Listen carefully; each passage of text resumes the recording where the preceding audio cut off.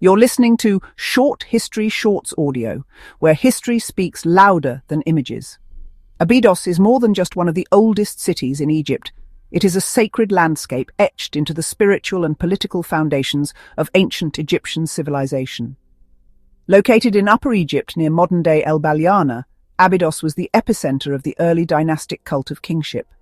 In the formative centuries of pharaonic rule, particularly during the pre-dynastic and early dynastic periods, Abydos played a central role in crafting the ideological and ritual authority of the Egyptian king. This city was not merely a burial site or a regional capital. It was the place where the divine and royal converged, giving birth to many of the symbols and structures that would define Egyptian kingship for millennia. In this episode, we explore how Abydos became the spiritual womb of royal power, how its necropolis shaped concepts of rulership, and how this ancient city laid the groundwork for what it meant to be a king in the land of the Nile. The story of Abydos begins even before the First Dynasty. Archaeological finds in the el-Ka'b necropolis, located at the edge of the desert west of the city, show a progression of increasingly complex burials stretching back to the Naqada II period. These tombs, filled with grave goods, sacrificial offerings, and signs of social hierarchy, indicate that local rulers were already asserting authority through death rituals long before Egypt was unified.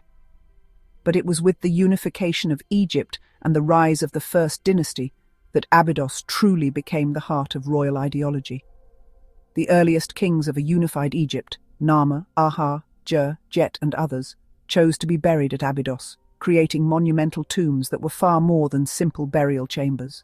These were statements of divine legitimacy, embedded into a sacred geography believed to be close to the realm of the gods. Each royal tomb at Abydos was accompanied by a funerary enclosure, large walled spaces built from mud brick that likely served ceremonial functions related to the afterlife and kingship. The most famous of these is Shunet el-Zabib, built by Khasakemwy of the Second Dynasty.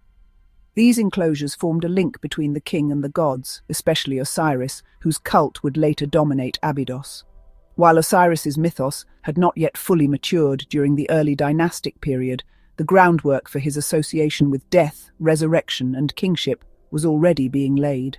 Later, Egyptians believed Abydos to be the burial place of Osiris, and this retroactive mythological significance gave even more sacred weight to the tombs of early pharaohs interred there. Pilgrimages to Abydos to honor Osiris became central religious practices during the Middle and New Kingdoms, but the roots of that devotion lay in the site's connection to the first kings. But Abydos was not only a city of the dead, it was a city of ritual performance and statecraft. Processional routes, ceremonial gateways, and cultic infrastructure suggest that kingship was publicly enacted here, with rituals linking the ruler to the divine order, or Maat. The royal tombs may have housed the physical remains of kings, but Abydos housed their ideological essence. Here they were shown not just as rulers of men, but as mediators between earth and the divine. By placing themselves in Abydos, early kings anchored their authority in sacred time and space, aligning themselves with divine cycles of death and rebirth. The very landscape of Abydos reinforced this, with the desert cliffs and rising sun shaping the ritual architecture around the necropolis.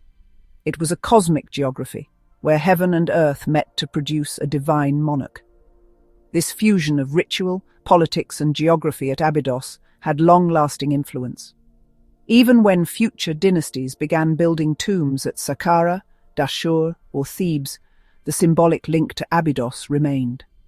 Many later pharaohs, including Seti I and Rameses II, built temples at Abydos to honor the gods and to associate themselves with the sanctity of the site. Seti I's temple, in particular, contained the famous Abydos king list, a chronological list of pharaohs deemed legitimate, inscribed in a ceremonial hall.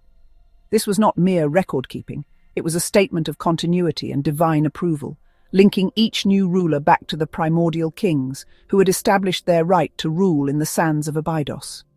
In short, Abydos was the spiritual forge of pharaonic authority. It was here that the divine mask of the king was first worn.